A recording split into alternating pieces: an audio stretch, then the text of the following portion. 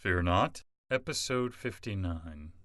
Hi, I'm Billy Atwell, and I believe that consistently facing your fears is the only way to realize your truest self and to make those confident choices that will help you to obtain your deepest held hopes and dreams. I have faith that this podcast series will show you that you are not alone, that it will strengthen you and give you courage to face your fears, and that it will help you to permanently cross over into a life of living beyond your fears. Join me on this journey as we listen and learn from others as they share their experiences in facing and overcoming their own fears.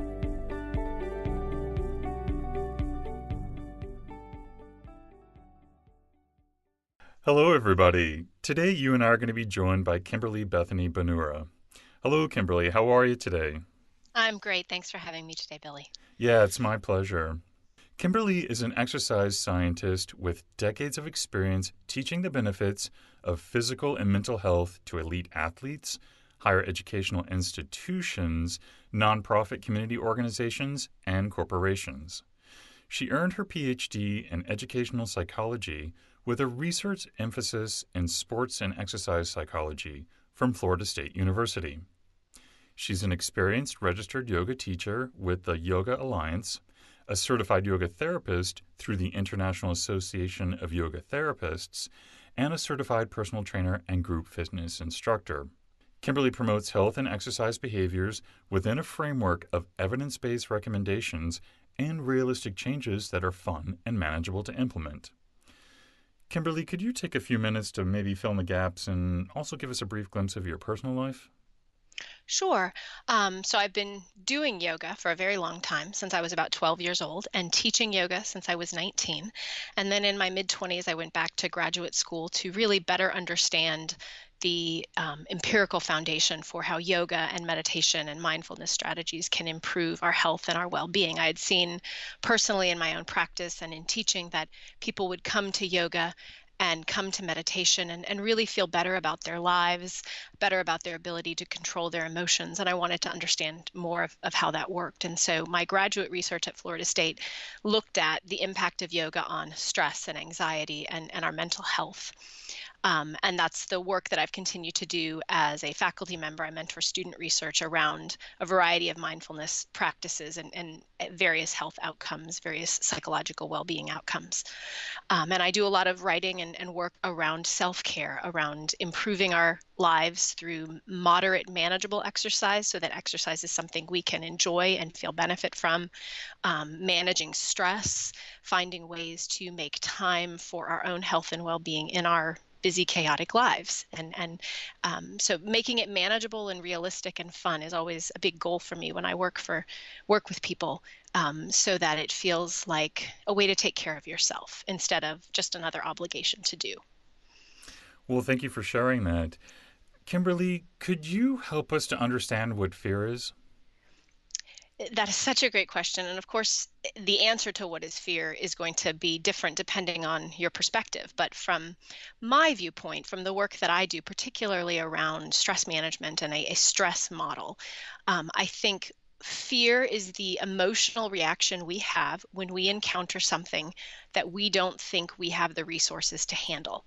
So if we are walking down the street and, a car runs in front of us, we feel that immediate emotional physiological response of fear because it's a threatening experience, and there's that immediate survival flash. Can I make it across the street in time? Can I get out of the way? If we're at work and our boss gives us a job to do that we haven't done before, people to work with that we don't know, and it's unfamiliar and it's outside of our established skill set, we may feel that same kind of fear because it's something we've encountered that we are not sure we have the resources to handle. And so fear is an emotional response designed to tell us something. Of course, we can then get all wrapped up in that emotional response, which makes fear a very complicated thing. But our perspective, what I find as a helpful perspective, is if you look at fear as a tool, it's something you can learn from. It's an emotional response telling you this is something new and I have to figure out how to handle it. That can be a very practical way to conceptualize and approach fear. Kimberlee, I know that through your practices, as we've talked before, that mindset is a big component in how you teach. Would you explain that a little bit more? Absolutely. So mindset is the conceptual framework that you use to approach the world. And there's research that mindset is a very, very powerful thing. It's literally like the camera lens that we view our lives through, and it impacts everything about how we interact with the world, how we handle problems, relationships, and we often take our mindsets for granted. There's been some fascinating research with very brief mindset interventions. Undergraduate students, for instance, if they have a mindset intervention at the beginning of the undergraduate um, experience where they get just a little bit of insight and coaching that acclimating to college is difficult, that they can succeed, that can have a very profound and powerful effect on their academic performance, their completion of their degree. Just from a couple hours of being told it's normal to be scared, it's normal to feel like you don't belong, but you can succeed and you'll get through. That mindset shift of success can transform the educational experience. Research with stress management, when people have a framework or a mindset that stress is bad for their health, they're more likely to experience negative health outcomes in stressful situations. But a brief intervention, a couple hours of training and reading through and learning about how stress can actually be beneficial, that stress can be energy, that stress shows that you care about something, and how to manage and work with your stress, suddenly that can change those health outcomes. And instead of being run down by stress, people can feel empowered and not experience negative health consequences from stress. If Same some thing. Oh, go Go ahead. ahead. Well, I was going to say if someone is new to this concept of mindset, where's a good place for them to start to learn? And that's a great question, because that was the next example that I was thinking about. It exercise is one that I love to start with, because it's something that we all know we should do, right? There's just research everywhere. Every magazine you pick up, every doctor's office, are you getting any exercise? We all know we should exercise. But it can just feel like one more thing on your to-do list, and where are you going to find the time? And that's part of, I think, why so many people don't exercise. A large majority of the population does not meet minimum exercise recommendations. And I think it's because many of us approach exercise with this mindset that it's a healthy thing we should do, but it's a time consuming obligation. So it doesn't feel very motivating. When I work with people on exercise, I really try to encourage them to shift that mindset. Instead of exercise is something you should do, find something you enjoy, something you feel good about, something gentle. Just going for a walk every day after dinner with your spouse or your dog or your kids, for instance. A lot of research, 30 minutes of walking a day broken up into two 15-minute or three 10-minute blocks can be great for reducing blood pressure, reducing blood sugar, lots of very powerful health outcomes. Walking while talking has been shown in research to be conducive to conversation and connection, because there's something that allows you to sort of not feel pressured about the conversation. So you could, instead of we have to exercise, we get the opportunity to go for a walk every day after dinner as a way to reconnect with, again, your spouse or your partner or your child, whoever that person is, your best friend or your dog. But you're shifting the perspective then that this is a gift you're giving yourself. It's self-care. It's something you get to do. It's something that gets you some space away from your obligations and your deadlines and all the other things you have to do. And just shifting that perspective from exercise as an obligation to exercise as a gift to yourself. It seems little, it can seem silly, but it really can be transformative. And so then people start to look forward to the walk or the yoga class or the dance class or whatever that fun exercise thing is, because it's a rare opportunity to feel good about themselves and to enjoy some time. And just that shift from obligation to self-gift, self-care, changes how you feel about exercise. And so that's a simple way to let you think about, wow, just a different word choice can shift how I feel about something. And I'm assuming that yoga would help with that too. I mean, I know a lot of people conceive of yoga as exercise, but really it's a way for you to be in tune and focus your mind on your body, correct? That's absolutely true. And that's a big part of what I love about yoga as an exercise form, is that it's very good physical exercise, But more importantly, it's awareness training. You're learning where your body is. You're learning how you feel. And that applies to so many aspects of your life, because if you're in a yoga class and you're learning about how tension feels in your body, about how your breath feels, and you're becoming more aware of that, then when you're sitting in that meeting and your boss says, do this, and suddenly you're aware that your neck just tightened. And so you notice that physiological response faster, and you can be mindful of it and say, I'm feeling stressed. I can feel it in my body. So then maybe that cues you to say to your boss, okay, I'd be happy to take on that project, but I'm not sure what you're asking of me. And you can get the information you can need to make that assignment less scary, less stressful, less fearful. And part of it is because then you're learning to recognize those signs of tension in your body sooner, rather than waiting until it's very, very stressful and everything has fallen apart, and you feel less able to resolve the situation. Yoga is a great way for learning to read your body cues earlier in the process. And I'm assuming that that would also help us deal with fear. I mean, if we're, Absolutely. yeah, I mean, if we're more in tune with our bodies and how we react, that's going to help us to, I'm assuming, correct? It absolutely will. And think about your breath, right? I mean, I know you do your whole podcast focused on fear, and I'm sure you must have had people come on who talk about the way their breath changes when they're afraid, or for performers, singers, actors, that's a very important thing. If you get fearful and you get tight in your chest, it can change the way you project, the way you speak, whether you're rattling a million words a minute so nobody can understand you, or stuttering and having it hard to get your words out. And that's all a function of those physiological fear conditions that tighten your muscles and change your breathing pattern. And so doing yoga, doing meditation, learning to be mindfully aware of your breath and your body can again help you notice if you're about to go give a speech or sing a song or go on stage to be in a play. Wow, my chest is feeling tight. I'm feeling some fear. And so then you've got that cue sooner, so you can work with your breath to re-engage, and feel more in control when you actually go into that setting. So when you do sort of become aware and mindful of these bodily behaviors that react to fear, how do you help people deal with it? Because it's more than just being aware, right? You have to change it or change your relationship with it. Absolutely.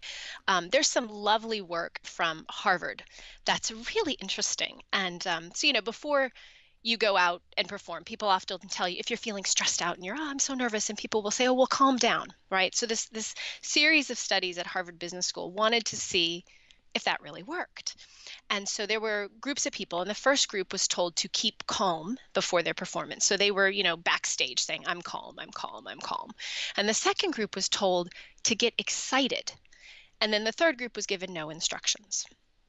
And the really interesting results from this study is that the people who were told to get excited performed better than anyone else.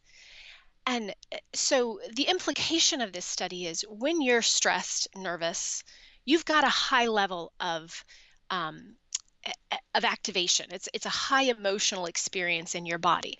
And trying to calm that down ignores what's physiologically going on in your body. Your heart rate is high. Your breathing is probably a little faster. You're producing more sugar in your body. All of that's going on. And you can't just ignore your body and calm down. You're doing something that you find stressful. But if instead you become aware of that natural stress and reframe it as, I'm excited. This is fun. I'm going to go out there and channel this and do really, really well. Then you're using that high emotional experience, but you're shifting the mindset about it. Instead of that you're emotional and scared, you're emotional and excited. Same physiological basis. You're just rechanneling, reframing into a high positive emotion. And so when you talk about fear, fear is a very powerful emotion. But when it's fear within the context of a performance or something like that, you can shift your mindset, rechannel that high emotion into a high positive emotion, and you'll find that you actually do better in the situation. Yeah, I was going to say, as I'm listening to you, I recently heard someone put it that which you resist persists. So true. Yeah, so that makes a lot of sense. Related to that idea of when we resist things, they persist.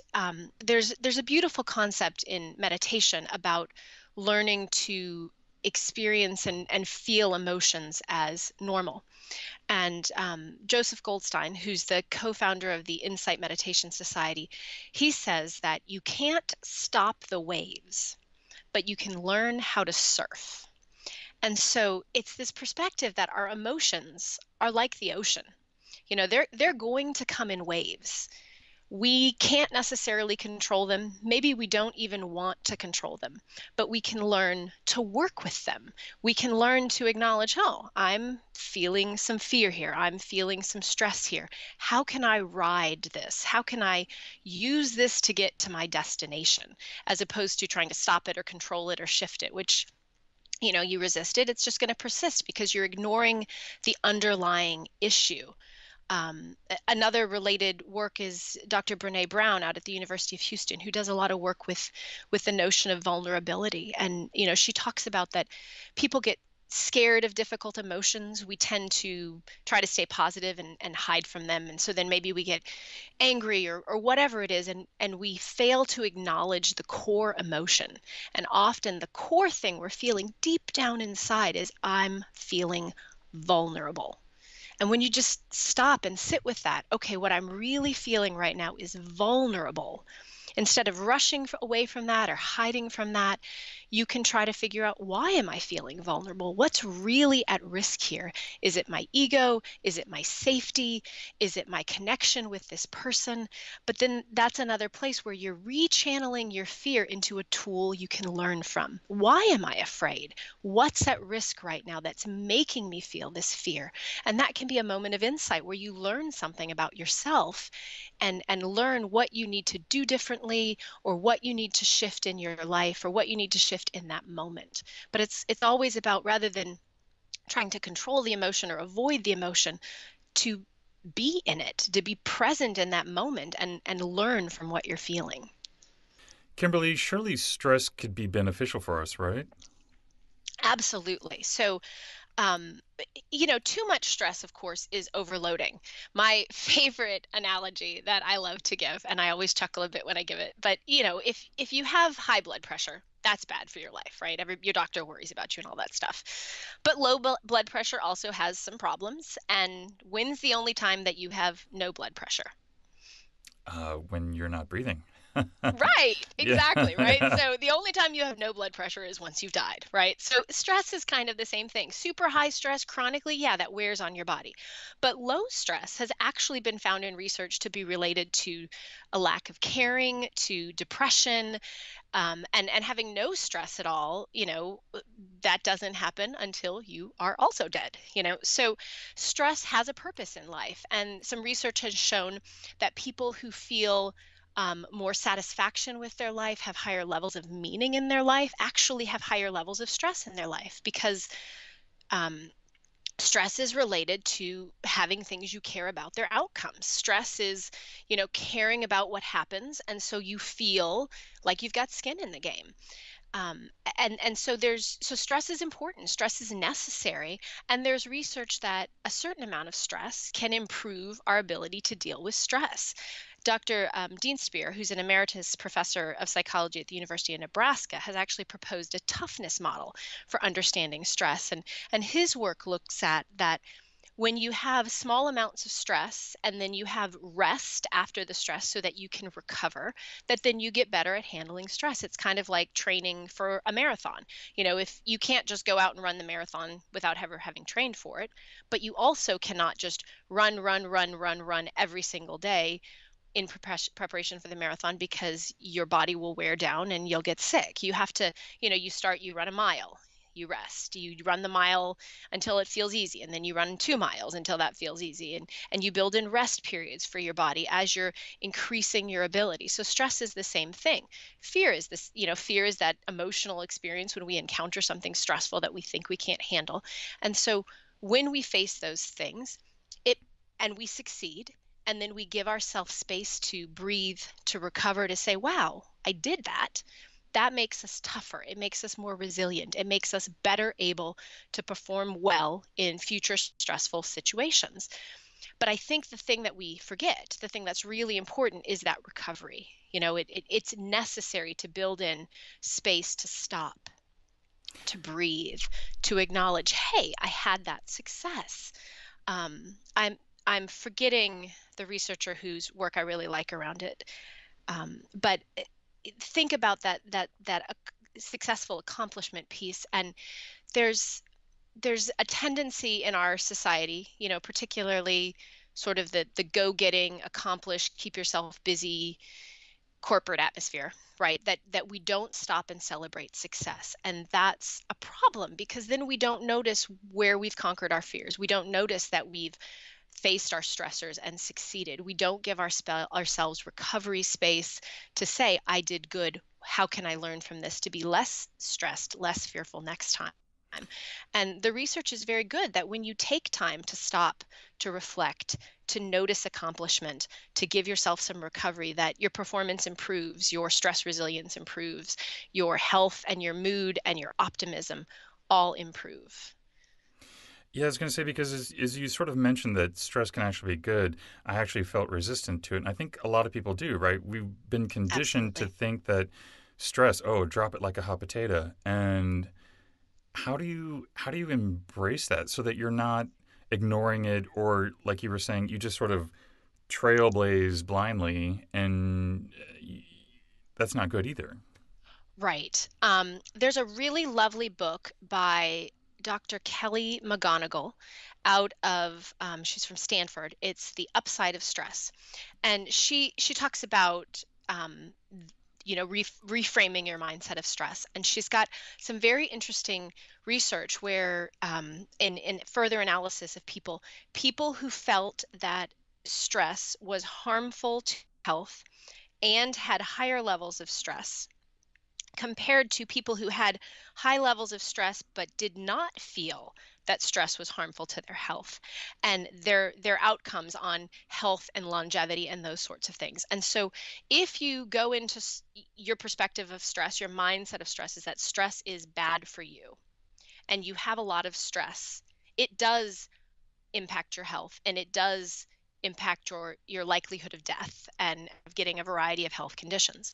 But if you think that stress is something you can manage, something that you can use as a tool, if you have a positive mindset of stress and you have high levels of stress, those people actually had the lowest rates of mortality and disease. They were healthier than people who had lower stress levels. I mean, that's just mind blowing when you think about that, right? People with high levels of stress who think stress is something they can manage and a positive force in their life are healthier than people with low levels of stress.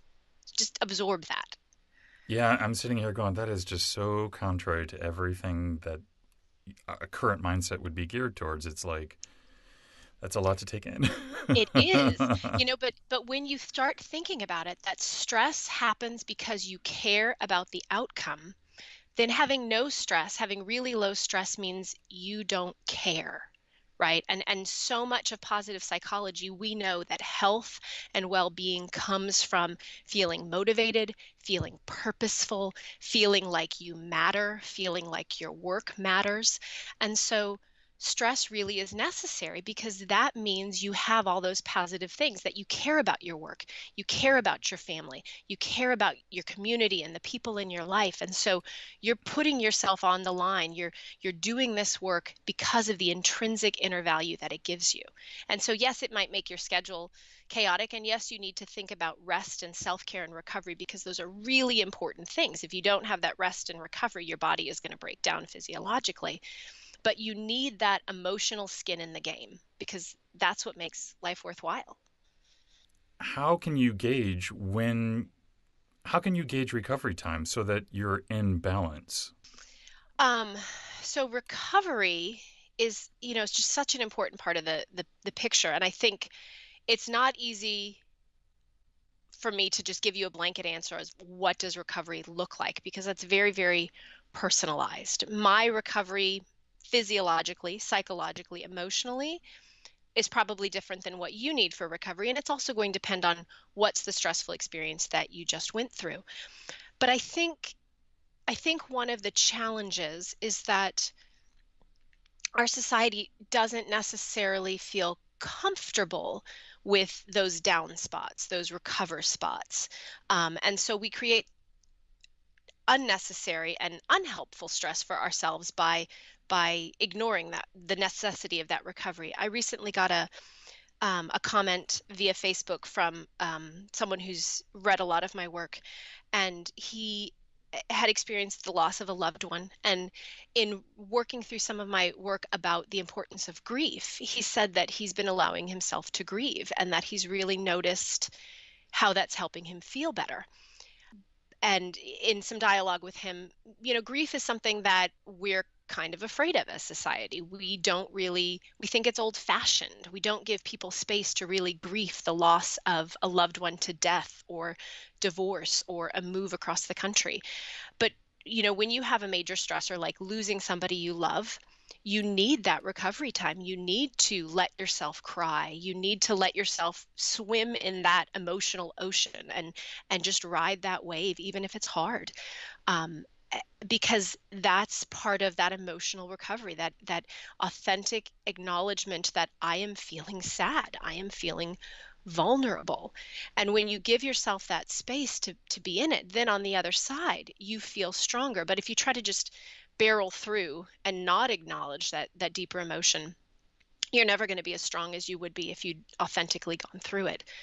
um, so when you're at in other aspects, when you don't have the major traumas, but you've got the day-to-day stress, the work and marriage and kids and obligations and community things, and your schedule is just busy, busy, busy, you need to take some time, maybe a little bit of time every day and a little bit more time every week and a certain bigger block of time every year for that recovery. There's beautiful research about vacation being important, that vacation is good for your immune system.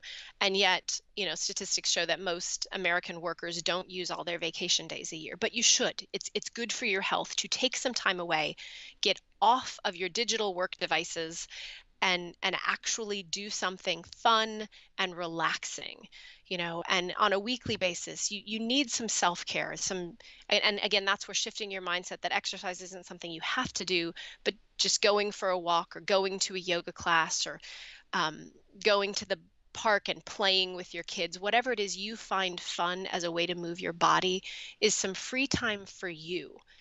um, we're all very digital all the time, our smartphones and our social media and all those things, and certainly there are benefits and there are ways that they help us to stay organized and connected, but there's also research that being on social media too much reduces mental health, makes people more depressed, more anxious, because you see other people's lives, you see all the things they're doing. It's very easy to compare yourself, and you're not really connecting with real people in real life. And so the research suggests that the best way to use social media is to support the relationships you have in your actual life. Use it as a way to share pictures and stay connected and schedule a date to get together for lunch or coffee so that you're connecting with people instead of using social media in lieu of actual connections. And I do believe that taking a digital break occasionally is a good thing. Sign off of Facebook, turn off your computer and your phone an hour before you go to bed so that you don't have the technology right before bedtime, so that you sleep better, because sleep is restorative. We could have a whole conversation about the importance of sleep and how people take sleep for granted, try to push through and feel very strong if they don't get enough sleep. But the research shows when you're exhausted, even if you think you're performing well, your performance is much lower than it should be. Research with doctors, anesthesiologists, over the course of a very long shift as they get fatigued, medical errors increase. We are not as good when we're tired as we think we are, no matter how strong we think we are at pushing through. People who don't get enough sleep are more likely to get colds and flus. They're when exposed to viruses. So sleep is a really important part of the thing. And I think that if you make a goal for this year just to change one thing about your health, if you started to get enough sleep, you would be amazed how much that would transform everything else. Kimberlee, if someone would like to connect with you, what's the best way for them to do that? I'm pretty open. You can find me on Twitter at Dr. K Bonura Yoga. You can find me on Facebook at Dr. Kimberlee Bonura. You can find me on my website, www.drkimberleebonura.com. And I'm always open to email inquiries, info@drkimberleebonura.com. I answer every email personally, and am happy to make recommendations about products or articles or resources that are helpful. And what parting advice would you like to leave with us today? Oh, it's been such a lovely conversation, Billy. We've had a lot of fun going all over the place, haven't we? Yes, indeed. I've learned so much today. Um, I think, I mean, let's take it back to fear, since that is the main framework for your podcast. And I think the idea that we shouldn't be afraid of fear, because fear is a useful tool. It can be our friend. It can teach us what we're feeling. It's a way to connect into our emotions and our bodies and to notice what's going on in our lives. If you're feeling afraid, instead of getting scared that you're afraid and getting scared that you're going to get sucked into negative emotion and all that, just sit down and say, what's really going on? Why am I feeling vulnerable? What is my heart trying to tell me about this situation? And then just breathe with that. Be there. I mean, if you don't do any other breathing or meditation, if you 2 minutes a day just sit down and breathe so that you learn how to just be in that moment, aware of your breath. Then when you're afraid, you've got that tool. You can sit down and just breathe and say, what am I really feeling? What's really going on right now? And that is the opportunity then for you to really have insight into yourself, to really be mindful about how you're feeling. And all mindfulness means is that you're there in your awareness, connected to yourself, because that's where you'll find your best answers and your best courage and your best way to face your fears. Really excellent advice, and thank you. I also want to let everyone know, too, that Kimberlee has generously donated a copy of her How to Stay Fit as You Age DVD set from the Great Courses. So if you'd like an opportunity to win that set, visit the giveaways page at livingbeyondyourfears.com to submit your free entry form today. Kimberlee, wow. Thank you so much for coming on the show today. This, like I said, this has been truly amazing, and I've learned so much. So thank you for being so generous with your time and knowledge. Thank you for having me, Billy. I had a great time. It was a lot of fun. Thank you for joining me today. And remember, you cannot achieve everything, but you do have the God-given ability to achieve anything. So stay focused, out of fear, and keep on keeping on. Until next time, be well and peaceful. For more information on today's episode and guest, or for resources that will assist you in overcoming your fears, visit livingbeyondyourfears.com. And don't forget to subscribe to this podcast, where 3 times a week we move to a life beyond our fears.